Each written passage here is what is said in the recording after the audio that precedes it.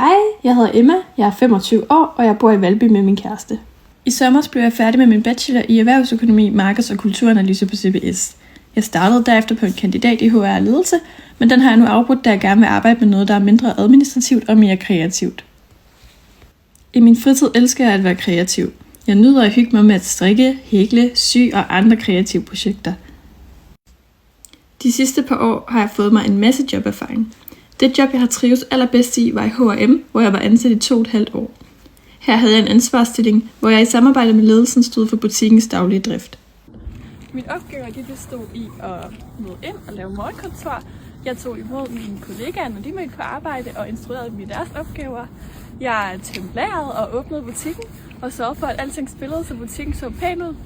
Så var en af mine vigtigste opgaver selvfølgelig at tage imod kunderne og sørge for at hjælpe dem med deres forespørgsler. Og derudover så var jeg bare sådan en blæksprutte, der var på gulv, var oppe og hjælpe i kassen, når der var brug for det.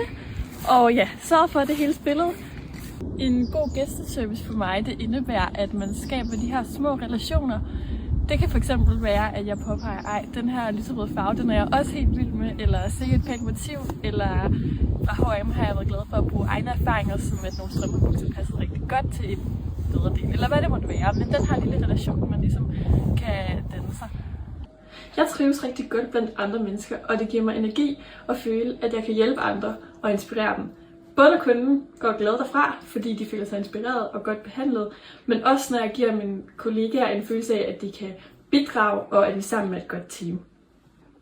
Noget andet, jeg også synes, der er rigtig vigtigt i en god service, det er de her små ting, som at sige hej, holde øjenkontakt, være imødekommende og gøre, at alle føler sig velkomne, både gæster, kunder og personale. Jeg er en stor teamplayer, der værdsætter et trygt og rart arbejdsmiljø, men jeg arbejder også gerne selvstændigt og har en positiv indstilling til at møde udfordringer og en stor glæde for at lære nyt. Jeg drømmer om stillingen som teamleder i Creative Space og håber, vi ses.